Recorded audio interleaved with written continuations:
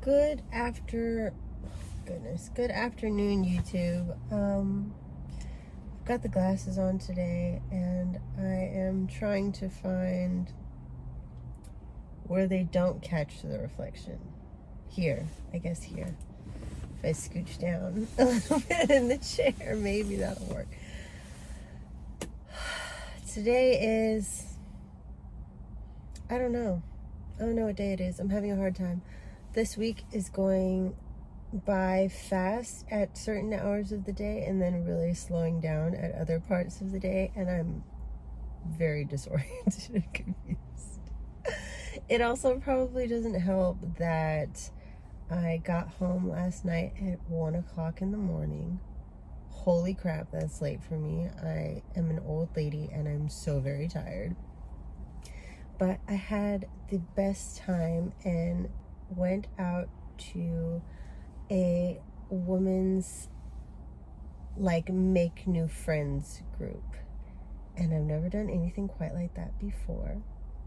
And I want to talk about my experience with it, as well as the conversation around finding your tribe, making new friends as a late 20s, early 30s, and how difficult that can be in a very real sense when everyone is busy and everyone has things going on in their lives, and how important it is to have camaraderie and shared interests and experiences with others around you. Even as early as preschool, I've never been that gal to make friends very easily. It's never been a strong suit of mine.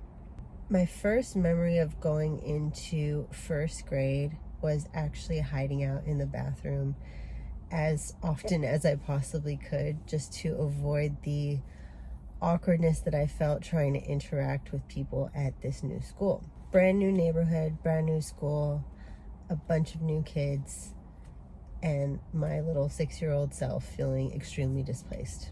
That trend continued more or less my entire elementary school, middle school life. And I feel like I actually started to build friendships and consistent friendships in high school.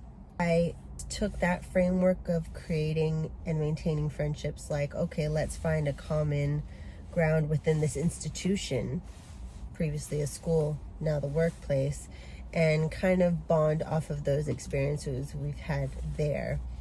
But I've never been the type to go out of my way to forge friendship from strangers out and about.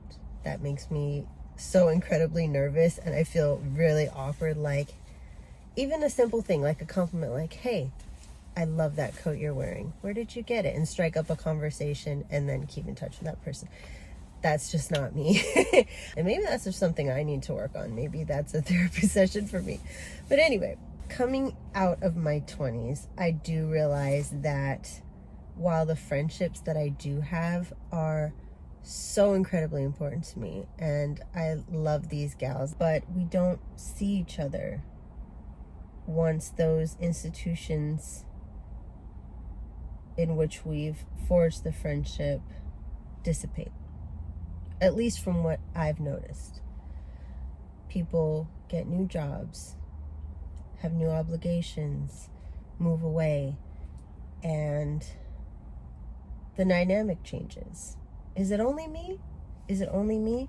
And then it starts to feel like we're more acquaintances than friends. It's not the same, and I don't want to, like, that those friendships aren't valid and important and meaningful, because they are. They're just, I want to start reframing the ways in which I encounter friends and make friends. And that's been really hard for me because, as you guys know, I work in healthcare.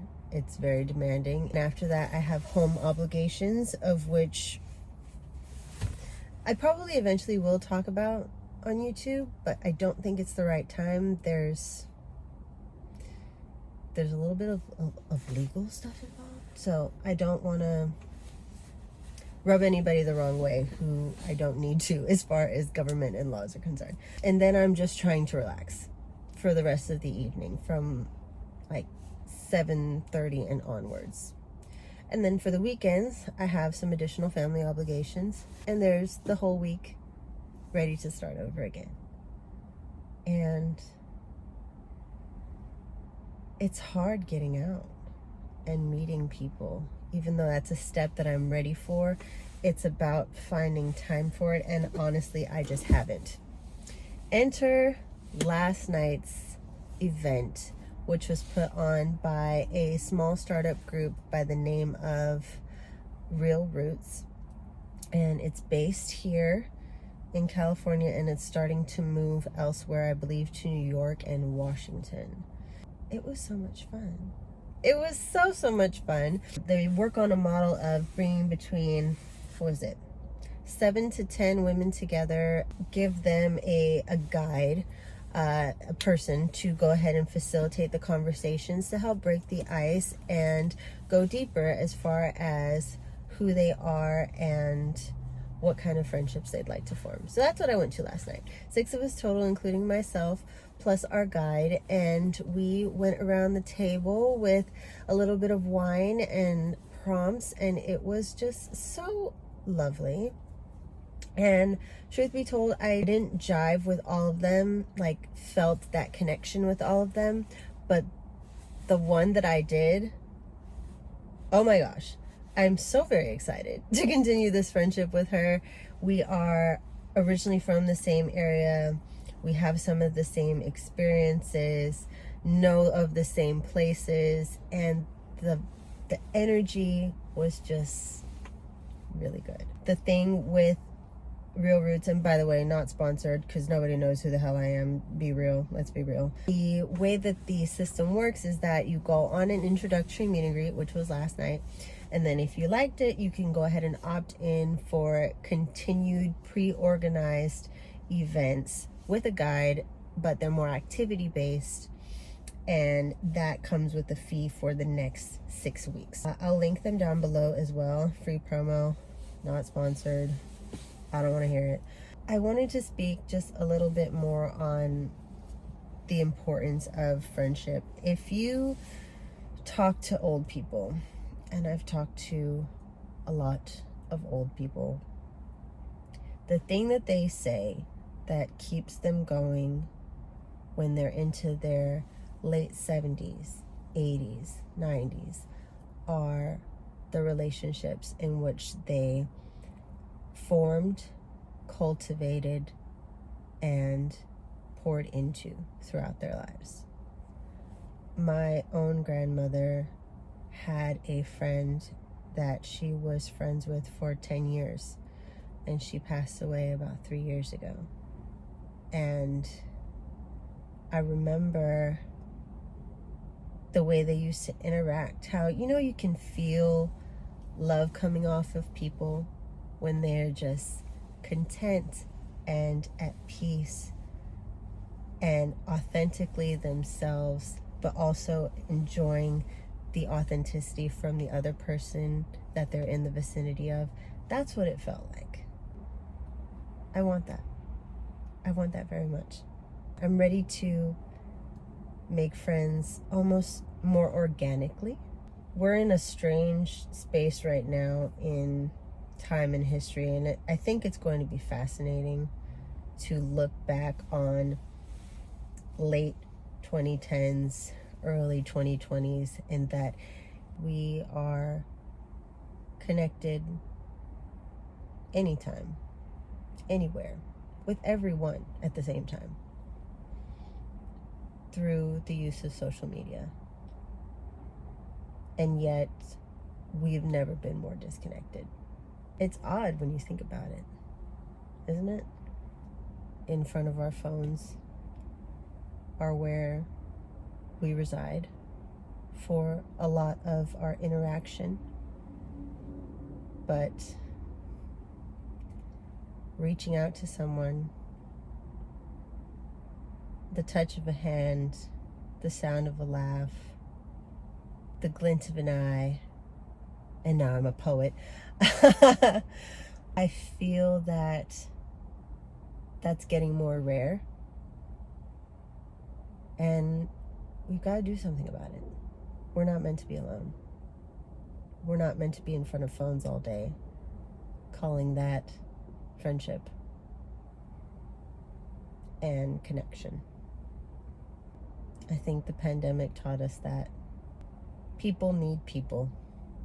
You can be the most introverted person in the room and you still need someone. I'm gonna do my best to splice this video together. I was all over the place. You should see the raw footage. It's kind of crazy. As I said with my first video, I have no idea what I'm doing. Honestly, I just talk when the feeling strikes me. And it's not always cohesive, but I try. Feeling very full right now. It was just one night. It was just one girl that I connected with, but it feels good. It definitely does. Let me know your friendship stories in the comment section and your thoughts on friendship, old friendships, new friendships, having acquaintances more so than you do friends, maybe having no friends. I can understand how that can feel that way sometimes. And we've just got to go find our people, by all means necessary, because it is necessary. I know, I'm a cliche. Sue me. This has been Shady. Thank you so much for being here, and I'll catch you in the next one. Bye.